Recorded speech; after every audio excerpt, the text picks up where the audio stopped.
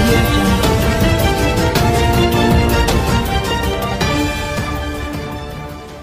ప్రణాళిక సంబంధించినటువంటి కమిటీ గౌరవనీయులు కేశవరావు గారి అధ్యక్షతన ఏర్పాటు చేయడం జరిగింది. వారికి సుమారుగా సమాజంలో నుంచి వివిధ వర్గాల నుంచి 300 పైచిలకు విజ్ఞాపనలు సమర్పించడం జరిగింది. వాటన్నిటిని వారితో పాటు ఉండేటువంటి మిత్రులు క్రోడీకరణ చేసి కొన్ని ముఖ్యమైనటువంటి విషయాలు ఏవైతున్నాయో రొటీన్ కాకుండా వాటిని సుదీర్ఘమైన చర్చ చేసినారు. వాటి మీద కొంత నిర్ణయం తీసుకునే అవసరం, ప్రకటించాల్సిన అవసరం కూడా ఉందని కూడా కమిటీ ఒక నిర్ణయానికి రావడం జరిగింది. ఈరోజు సమావేశానికి నన్ను కూడా ఆహ్వానించినారు. నేను కూడా భాగస్వామిని. దానికి సంబంధించినటువంటి మంచి చెడ్డలు, పూర్వాపరాలు అన్నీ కూడా చర్చించి ఇంప్లికేషన్స్, భవిష్యత్తులో వాటి పకడ్బందీ అమలు వగైరే విషయాలపై చర్చించి కొన్ని నిర్ణయాలు తీసుకోవడం జరిగింది. మిగతా వాటిని ఎంప్లాయీస్ ఎన్ని ఉన్నాయి సార్? మొత్తం అందులో అంటే వేరియస్ కేటగిరీస్. చిన్న ఉద్యోగులు రెగ్యులరైజ్ చేయాలని చెప్పి కొందరు, శాలరీస్ పెంచాలని కొందరు, రకరకాల విజ్ఞాపనలతో పెట్టినారు.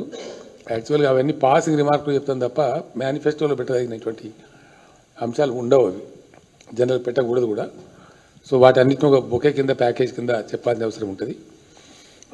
మెయిన్గా ప్రజలు కోరుతున్నటువంటివి గత 5 సంవత్సరాలలో, ఈ 4 సంవత్సరాల్లో మాకు వచ్చినటువంటి అనుభవాలు, శాసనసభ్యులను, మంత్రులను, నేను వెళ్ళినప్పుడు నన్ను, వివిధ సందర్భాల్లో ప్రజలు కోరినటువంటి కోరికలు, వాళ్ళు సమర్పించిన డిమాండ్లు, ఇవన్నీ కూడా గమనంలోకి తీసుకోవడం జరిగింది. ఫ్రెష్గా కేశవరావు గారికి వచ్చినటువంటి వాటిని కాకుండా లాస్ట్ 4 ఇయర్స్లో కూడా. ఇంకొక విషయం కూడా ఇక్కడ చెప్పవలసినటువంటి అవసరం ఉంది. కేవలం రాజకీయాల కోసం, ఓట్ల కోసం లేదా ప్రలోభాలు పెట్టేటువంటి పద్ధతిలో కాకుండా ఒక రేషనల్, ఒక పద్ధతి, ఒక బాధ్యతతోని చెప్పవలసినటువంటి బాధ్యత టీఆర్ఎస్ పార్టీ మీద ఉంది. ఎందుకంటే మేము ఎవరు ఏం మాట్లాడినా కూడా డెఫినెట్గా తెలంగాణ రాష్ట్రాన్ని సాధించిన పార్టీ టీఆర్ఎస్ పార్టీ. మాకు ప్రధానమైన బాధ్యత ఉంటుంది. చాలా సందర్భాల్లో నేను చెప్పిన ప్రజలకు స్పష్టంగా,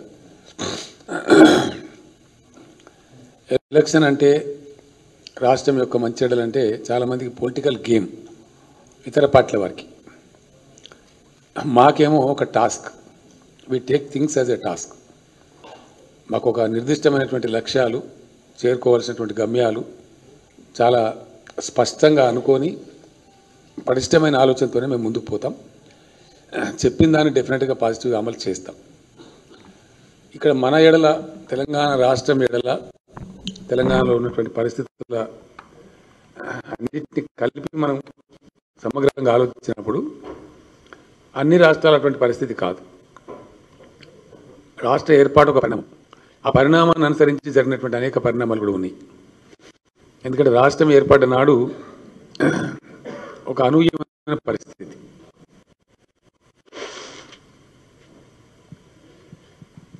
ఈ రోజున్న తెలంగాణ గతంలో ఎప్పుడు రాష్ట్రంగా లేదు. అంతకుముందు హైదరాబాద్ స్టేట్ కాబట్టి బడ్జెట్ ఎట్లా ఉంటుందో తెలియదు.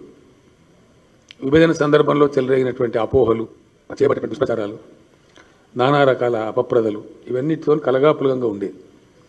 ఆర్థిక పరిస్థితి ఎట్లుంటుందో తెలియదు. ఆర్థిక ఎదుగుదల, పెరుగుదల ఎట్లుంటుందో తెలియదు. అసలు నెగిటివ్ ఉంటుందా, పాజిటివ్ ఉంటుందా ట్రెండ్ తెలియదు. అట్లాంటి పరిస్థితులలో రాష్ట్రం యొక్క ప్రయాణం ప్రారంభమైంది. సమస్యలు కూడా చాలా చుట్టుముట్టి ఉండే. సివియర్ పవర్ ప్రాబ్లం కావచ్చు, వలసల ప్రాబ్లం కావచ్చు, కరువుల ప్రాబ్లం కావచ్చు, మంచినీటి సమస్య కావచ్చు, చాలా సమస్యల వలయంగా పరిస్థితి ఉండేది. ఆ నేపథ్యంలో మేము మా ప్రస్థానాన్ని ప్రారంభించినాం. ఒకటే విషయం మీ దృష్టికి తెస్తాను, మీ ద్వారా ప్రజల దృష్టికి కూడా. ఒక పథకాన్ని ప్రారంభించాలంటే మేము ఎన్నో సార్లు పరిపరి విధాలు ఆలోచించినాం. ఆ రోజు కొంచెం భయపడ్డాం కూడా. మంచి స్కీమ్ అని తెలిసి కళ్యాణ లక్ష్యం ప్రారంభిస్తే స్టార్టింగ్లో ఓన్లీ ఎస్సీ, ఎస్టీ, మైనార్టీకి పెట్టుకున్నాం. 51,000 మాత్రమే పెట్టుకున్నాం. కారణం ఏంటంటే ఒకటి పెళ్లిళ్ళు ఎన్ని జరుగుతాయో అసెస్మెంట్ లేదు ఒక సంవత్సరానికి. రెండవది అమౌంట్ ఎంత ఖర్చు అవుతుంది, ఎంత భరించాల్సి వస్తుంది, స్టేట్ భరించగలుగుతుందా లేదా అనేది కూడా అంచనా లేవు. కేర్ఫుల్గా పోవాలి కాబట్టి అక్కడ బిగినాను. ఒక సంవత్సరంలో కొంత అవగాహన వచ్చింది, ప్రజల నుంచి డిమాండ్ వచ్చింది, బీసీ వర్గాల నుంచి ప్రధానంగా వచ్చింది. అట్నే ఓబీసీలు కూడా అన్నారు, మేము అగ్రకులమైనా మేము కటిక పేదలు ఉన్నాం కదా, మేమేం తప్పు చేసినామని. దాన్ని అందరికీ విస్తరించినాం. థర్డ్ ఇయర్ పోయేటప్పటికీ ఎకనామిక్స్ మీద కూడా, స్టేట్ ఎకానమీ మీద కూడా కొంత క్లారిటీ వచ్చింది. ఒక సంవత్సరం నుంచి రెండవ సంవత్సరం పోయినప్పుడేమో అందరికీ విస్తరించినాం, సేమ్ 51,000. బట్ థర్డ్ ఇయర్లోకి ఎంటర్ అయినప్పుడు కొంత ఫైనాన్షియల్ కూడా క్లారిటీ వచ్చి, ఈ రాష్ట్రం యొక్క ఆదాయ వ్యయాల మీద క్లారిటీ వచ్చిన తర్వాత దాన్ని 75,000 చేసినాం. ఆ తర్వాత మరింత క్లారిటీ వచ్చింది ఫోర్త్ ఇయర్కి వచ్చే కొద్దికి. తర్వాత స్టేట్ యొక్క పెరుగుదల గ్రోత్ కన్సిస్టెంట్గా ఉన్నది. First year to second year, second year to third year, third year to fourth year continue growth ఉంది. గ్రోత్ కట్టేలు కాలే కాబట్టి ధైర్యం వచ్చింది. అప్పుడు 1,16,000 1,16,000 చేసుకున్నాం. అంటే సిచ్యువేషన్ దీన్ని బట్టి ఒక విషయం అర్థం చేసుకోవచ్చు ఏంటంటే, స్టార్ట్ అయిన నుంచి కళ్యాణ లక్ష్మి స్కీమే మంచి ఉదాహరణ. దాని కొన్ని వర్గాల నుంచి అన్ని వర్గాలకు విస్తరించడం, దానికి కొంత టైం. 51,000 నుంచి 75,000 చేసుకోవడం, దానికి కొంత సమయం. అట్లనే అక్కడి నుంచి 1,00,000 పైకి చేసుకోవటం. ఇవన్నీ ఎందుకు చేయాల్సి వచ్చిందంటే, కొత్త రాష్ట్రం కాబట్టి, అంతకుముందు ప్రాతిపదిక లేదు కాబట్టి, చెప్పినాము అంటే జరగాలి కాబట్టి, ప్రలోభ పెట్టి ఏదో తమాషాలు చేయకూడదు కాబట్టి అంత జాగ్రత్తగా వ్యవహారం చేస్తూ వచ్చినాం. ఇప్పుడు సంపూర్ణమైన అవగాహన ఉంది. తెలంగాణ సాధించిన రాష్ట్రంగా, ప్లస్ సాధించిన తర్వాత ఇక్కడ ప్రభుత్వాన్ని నడుపుతున్న రాష్ట్రంగా మాకు సంపూర్ణమైన అవగాహన ఉంది. ఏదో మేము ఆశామాషిగా అని అడ్డం పొడుగు చెప్పడానికి లేదు, బాధ్యతగా చెప్పాల్సి ఉంటుంది. నెక్స్ట్ 5 ఇయర్స్ ఎన్నిక జరిగిపోతే తదనంతరం ఏర్పడేటువంటి కాలంలో ప్రభుత్వం 5 సంవత్సరాలు ఉంటుంది. నెక్స్ట్ 5 ఇయర్స్లో తెలంగాణ రాష్ట్రానికి సమకూరేటువంటి డబ్బు మొత్తం టోటల్ తెలంగాణ స్టేట్ ఎకానమీ ఎట్లా ఉంటుంది దాన్ని దృష్టిలో పెట్టుకున్నా కదా మేము పథకాలు చెప్పాలి, మేనిఫెస్టో రూపకల్పన చేయాలి. అడ్డదిడ్డంగా చెప్పడానికి ఉండదు. నెక్స్ట్ 5 ఇయర్స్లో కేంద్రం యొక్క సహకారం లేకుండా, ఇది ఇప్పుడు ఎట్లయితే జరిగిందో, ఇప్పుడు కేంద్ర ప్రభుత్వం యొక్క సహకారం 0, మాకేం పైసా కూడా రాలే, ఒక న్యాయ పైసా కూడా, అంటే అదనంగా రాలే, 0.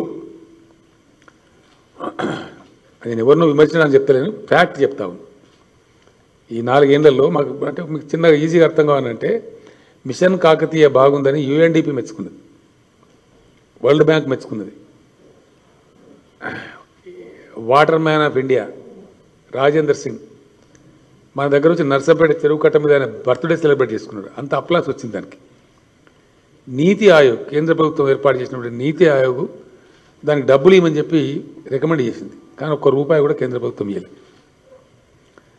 Same is the case with mission Bhagiratha. దానికి 11 రాష్ట్రాల వాళ్ళు వచ్చి చూసిపోయినారు, కేంద్ర మంత్రులు చూసిపోయినారు, ప్రధానమంత్రి స్వయంగా గజ్వేల్లో ప్రారంభించినట్టు నా నియోజకవర్గానికి 24,000 కోట్లు ఇవ్వమని వాళ్ళు రికమెండ్ చేసినారు నీతి ఆయోగ్. మిషన్ కాకతీయకు మిషన్ భగీరథ కలిపి 24,000 crores ఇవ్వండి, ఫండింగ్ చేయండి అని నీతి ఆయోగ్ రికమెండ్ చేస్తే ₹24 కూడా కేంద్ర ప్రభుత్వం ఇవ్వలేదు. ఇది కూడా అందరికీ తెలుసు. ఇది ఎందుకు చెప్పవలసి వస్తున్నదంటే, రాష్ట్ర హక్కుగా మనకు సెంట్రల్ డెవల్యూషన్ యొక్క తెలుగు స్పష్టమైన అర్థం ఏంటంటే, రాష్ట్రాలు కలిగి రాజ్యాంగబద్ధంగా రాష్ట్రాలు కలిగి ఉన్నటువంటి కేంద్ర పన్నుల్లో వాటా హక్కు, దాన్నే సెంట్రల్ డెవల్యూషన్ అంటారు. అది భిక్ష కాదు, మెహర్బానీ కాదు, అది రాష్ట్రాల యొక్క రాజ్యాంగబద్ధమైన హక్కు. కేంద్రం తప్పకుండా తమకు వచ్చే పన్నుల్లో డివాల్వ్ చేయాల్సిందే. అది ఎంత అనేది ఫైనాన్స్ కమిషన్ ఆఫ్ ఇండియా నిర్ణయం చేస్తుంది. దాని ప్రకారం ప్రతి సంవత్సరం ప్రతి రాష్ట్రానికి ఇవ్వాల్సిందే. సొంత పార్టీ ప్రభుత్వం, వేరే పార్టీ ప్రభుత్వం ఎవరున్నా కూడా devolution of central taxes share is a must. అది కాన్స్టిట్యూషనల్. అది వచ్చింది మనకి. తప్ప మెహర్బానీకి ఏమి రాలే. మనకు హక్కుగా రావాల్సింది, రాష్ట్రంగా మనకు రావాల్సింది వచ్చింది తప్ప ₹1 కూడా రాలే. నెక్స్ట్ 5 ఇయర్స్లో కూడా, ఇప్పుడు ఎందుకంటే నెక్స్ట్ 5 ఇయర్స్ యొక్క అసెస్మెంట్లో మనం ఎట్లా ఉండాలనేది, నెక్స్ట్ 5 ఇయర్స్లో ఇదే పరిస్థితి ఒకవేళ కొనసాగినా, కేంద్రంలో టీఆర్ఎస్కు తెలంగాణ రాష్ట్రానికి అనుకూలమైన ప్రభుత్వం వస్తే, మేము అన్ని ఎంపీలు మేమే గెలిచి మాకు సేవ్ ఉంటే, కేంద్రాన్ని శాసించగలిగే పరిస్థితిలో తెలంగాణ రాజకీయ వ్యవస్థ ఉంటే, డెఫినెట్గా చాలా పెద్ద మార్పు ఉంటుంది. కానీ యథాతథ స్థితి కొనసాగినా కూడా, ఈ రోజున్న పరిస్థితి యాజిటీస్ కొనసాగినా కూడా తెలంగాణకు సమకూరేటువంటి ద్రవ్యం 10 లక్షల కోట్ల 30,000 రూపాయలు ఉంటుంది. తెలంగాణకు వచ్చే రిసీట్ 10,30,000 crores ఉంటాయి. అయితే వచ్చిన డబ్బులో కొంతమంది తెలిసి తెలియక పాపం అడ్డు అదుపు లేకుండా మాట్లాడుతుంటారు. డబ్బు ప్రభుత్వానికి వచ్చే దాంట్లో ఏముంటుందంటే కొంత ఛార్జ్డ్ అకౌంట్ అని ఉంటుంది. అది ఛార్జ్డ్ మనీ అంటారు, దాన్ని ఛార్జ్డ్ అకౌంట్ అంటారు. అంటే మీకు ఇష్టం ఉన్నా లేకున్నా కట్టాల్సిందే, ఆ డబ్బు పోవాల్సిందే అనమాట. ఎట్టి పరిస్థితుల్లో పోతుంది. రాష్ట్ర ప్రభుత్వం చేయాల్సినటువంటి అప్పులు తీర్చే కార్యక్రమం, ఈ అప్పులు తీర్చే కార్యక్రమాన్ని ఇంగ్లీష్లో అందంగా డెట్ సర్వీస్ అంటారు. చెల్లించాల్సిన అప్పులు తీర్చేటువంటి మనం తెచ్చిన దాన్ని టేబుల్ ఉంటుంది, ఇంట్రెస్ట్ దేంది, ప్రిన్సిపల్ అమౌంట్ దేంది, ఏ సంవత్సరానికి ఎంత కట్టాలా ఒక చార్ట్ ఉంటుంది, ఈచ్ ఇయర్ ఉంటుంది కంపల్సరీ కట్టాల్సింది. అది ఛార్జ్డ్ అకౌంట్, అట్లా పోతుంది.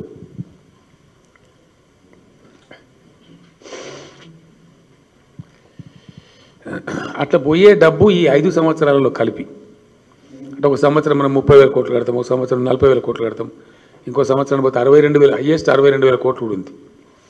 అట్లా ఈ 5 సంవత్సరాల్లో కలిపి తెలంగాణ రాష్ట్రం తిరిగి చెల్లించాల్సిన అప్పు, ఇది ఆంధ్రప్రదేశ్ నుంచి మనకు సంక్రమించింది, తర్వాత ఇప్పుడు టీఆర్ఎస్ ప్రభుత్వం చేసిన అప్పు అన్నీ కలిపి 2,30,000 కోట్ల రూపాయల అప్పు తిరిగి చెల్లించాలి ఈ 5 years, నెక్స్ట్ 5 years.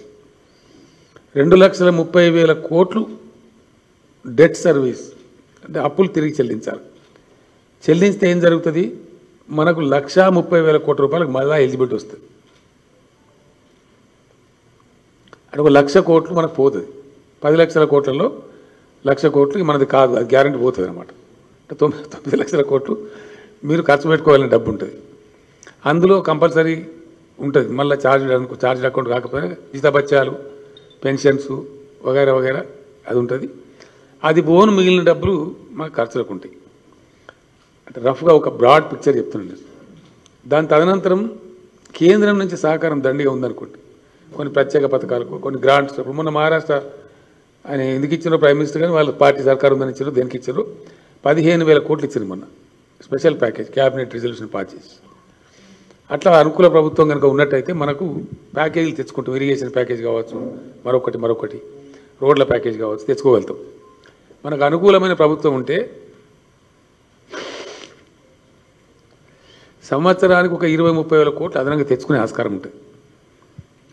అట్లా తెచ్చుకుంటే అదొక 1,50,000 కోట్ల వరకు మామూలుగా వచ్చేదానికి అదనం నేను చెప్పేది. అట్లా తెచ్చుకునే ఆస్కారం కూడా ఉంటుంది. సరే, అది ఇక్కడ ఉన్నప్పుడు గవర్నమెంట్ యొక్క తెలివితేటలు, పద్ధతి, మనం చేసే వ్యవహారం, తర్వాత అక్కడ మనకు అనుకూలత, మనకుండే పొలిటికల్ కమాండ్, ఈ అనేక ఫ్యాక్టర్స్ మీద ఆధారపడి ఉంటుంది. ఏంటండి వీడియో నచ్చిందా? అయితే ఓ లైక్ వేసుకోండి, లేదంటే ఓ కామెంట్ చేయండి. ఎప్పటికప్పుడు మా వీడియోస్ చూడాలంటే సబ్స్క్రైబ్ చేసుకోండి.